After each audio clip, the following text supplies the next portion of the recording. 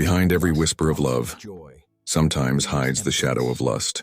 And behind every warm embrace there lies the possibility that what we're holding is not another person, but the emptiness inside ourselves.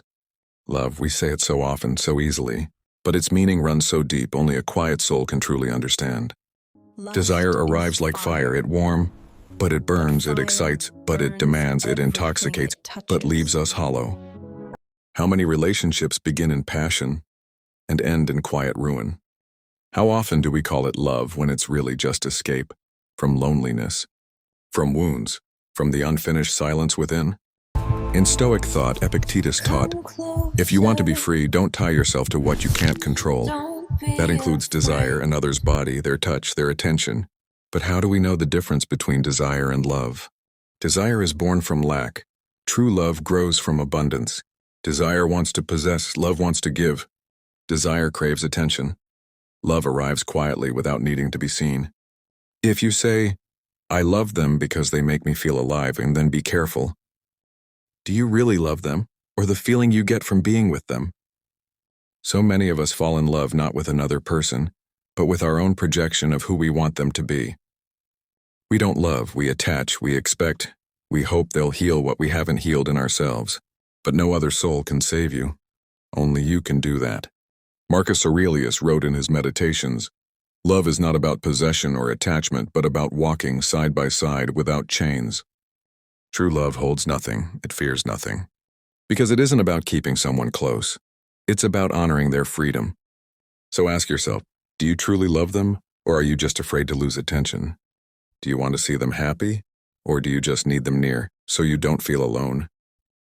These questions are not easy, but wisdom does not grow in comfort. It grows in quiet, brutal honesty. And when you begin to see that real love is not ownership, not intensity, not pretty words spoken in the dark, but presence, truth, a silence that doesn't demand, then you've found something rare. True love doesn't make you lose yourself. It helps you become more whole. While lust promises fulfillment but brings attachment, anxiety, and eventually suffering. Seneca said, happiness is not in getting what you want. It's in letting go of what you don't need. That includes obsession. That includes over-desire. That includes clinging to someone, as if your soul would vanish without them. Stop chasing love like the hungry chase food, because love pursued from fear always becomes a shadow you can never hold. True love doesn't make you anxious, it makes you calm, it doesn't demand, it inspires. And when desire rises, let it pass like a cloud. Don't suppress it, but don't follow it either. You are the sky, not the cloud. You are the soul, not the craving. You are the one who can love without grasping, who can feel without attaching, who can be present without controlling. Love is where soul meets soul, not body seeking escape.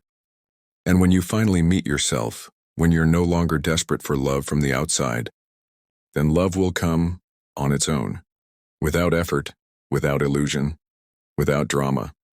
It will arrive like morning light, gentle, clear, and life-giving. Because true love doesn't fill a hole, it shares fullness. And to love like that, you must first love the quiet parts of you. The lonely you, the hurt you, the broken and learning you. That's the beginning of a love that doesn't destroy you, but finally sets you free. Desire can be beautiful but also dangerous. It starts gently, a glance, a touch, a spark. But soon it becomes a chase, a hunger, a loop we can't escape. We don't just want to be loved, we want to be desired, we want to feel wanted. Not for who we are, but for how we make someone else feel. That's the trap. We trade truth for attention. We abandon inner peace for momentary excitement. We give up freedom for validation. The Stoics called this the loss of the self. Because when your happiness depends on external heat, you're always burning.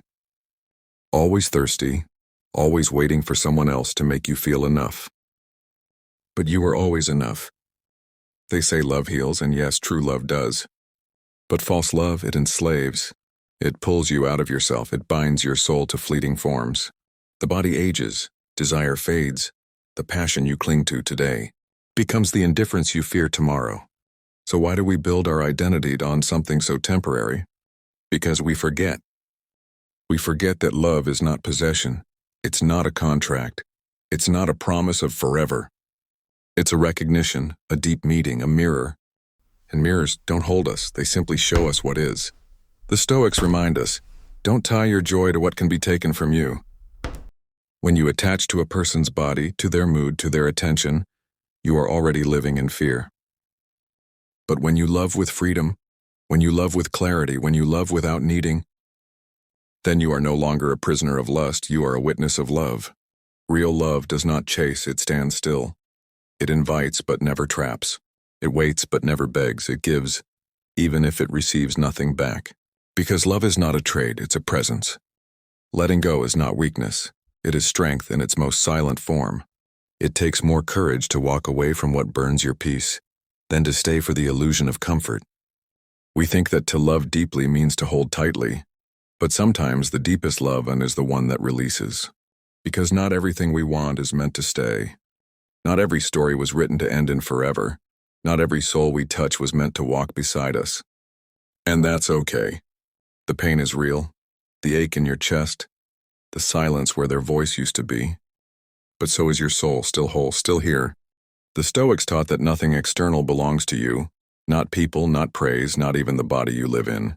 Epictetus said, "Don't seek for things to happen as you wish, but wish for things to happen as they do, and your life will flow smoothly." When you resist what is, you suffer. But when you accept it, not with resignation, but with clarity, you begin to breathe again. Letting go is not forgetting. It's honoring what was, without becoming a prisoner to it. It's waking up each morning and no longer needing their name in your mind to feel alive. It's realizing that love was never supposed to make you smaller, more anxious, more dependent. Love was meant to remind you of who you are when your soul is open. And now you return to that space. You walk away not to escape, but to return to yourself. To the calm beneath all craving. To the peace that asks for nothing. To the silence that holds you better than any arms ever could. And now, as the echoes of this reflection fade, take one deep breath. Not to forget, but to return, not to erase, but to remember who you were before the craving, before the chaos, before the hunger to be wanted. Because even in longing, there was always a quiet voice inside you calling you back. Back to stillness, back to truth, back to the soul that doesn't need to be desired to feel whole. You are not broken. You are not empty. You are not lacking love. You are love. When you are quiet, when you are honest, when you are free. And if this message found you in a place of longing, or helped you release something you've been carrying, then this is your moment to choose yourself. Not in arrogance, but in calm clarity. Thank you for listening with your heart. And if you wish to walk deeper on this path of stillness, wisdom, and soul-centered strength, you are always welcome here. Subscribe to Stoic Wisdom, not for more noise, but for more quiet that speaks. Until next time, be still, be whole, be free.